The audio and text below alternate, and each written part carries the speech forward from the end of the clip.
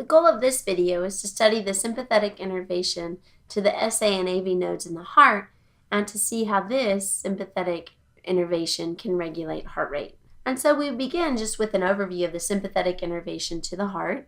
And when we think about sympathetic innervation, I'm going to take you back to previous chapters when we talked about preganglionic neurons. And the neurotransmitter that is always released from a preganglionic neuron is acetylcholine. The receptor on the postganglionic neuron to which acetylcholine will bind to is a nicotinic cholinergic receptor. Now keep in mind that the postganglionic neurons in the adrenal medulla have been modified and are now referred to as chromaffin cells.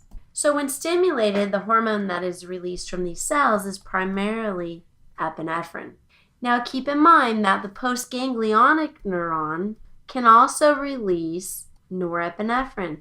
Norepinephrine and epinephrine are both going to be binding to the beta-1 adrenergic receptor in the heart. And where are these beta-1 adrenergic receptors located in the heart? They're located in the SA node, AV node, and the ventricular myocardium. Please realize that the focus of this video is to look at sympathetic innervation to only the SA and AV nodes, which again, our pacemaker cells are located there, so we'll be altering pacemaker potentials. Before we begin the mechanism for this process, let's just recall that a pacemaker potential, remember that it's the pacemaker cells that are setting the pace for the heart, which is dictated by the frequency of these pacemaker potentials and pacemaker action potentials.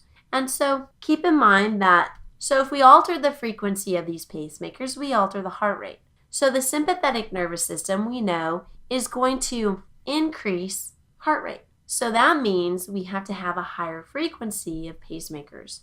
So let's look at the mechanism for how this can happen. So just to remind you, this is going to be the plasma membrane of the SA and the AV node because we're talking about altering heart rate.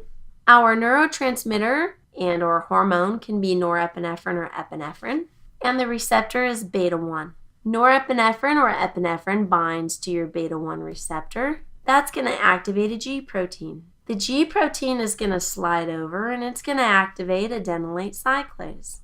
Remember, that's the amplifier enzyme for the cyclic AMP second messenger system. So that means ATP is going to be converted to cyclic AMP. Cyclic AMP then is going to activate protein kinase. Protein kinase always phosphorylates. So let's look at what protein kinase is going to phosphorylate. Protein kinase in step 6 is going to phosphorylate a funny channel and the T-type calcium channels. So let's look at the effect of this phosphorylation. So when protein kinase phosphorylates the funny channel and the T-type calcium channels, that's going to augment the opening.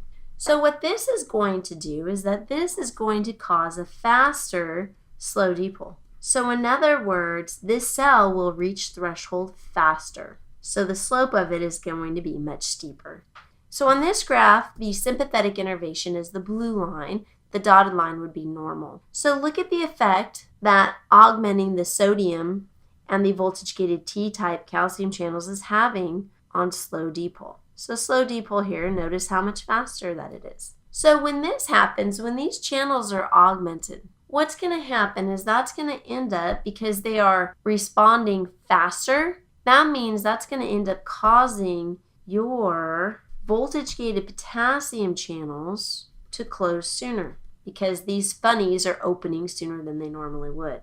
So that means voltage-gated potassium aren't going to stay open as long. If they close sooner, this tells us that repolarization is going to be shorter than it normally would. So on the graph, okay, notice my shorter dipole or my shorter repole there. By having a steeper slope for dipole, so in other words, slow dipole is faster, by the repole being shorter, together then we're increasing the frequency of these action potentials.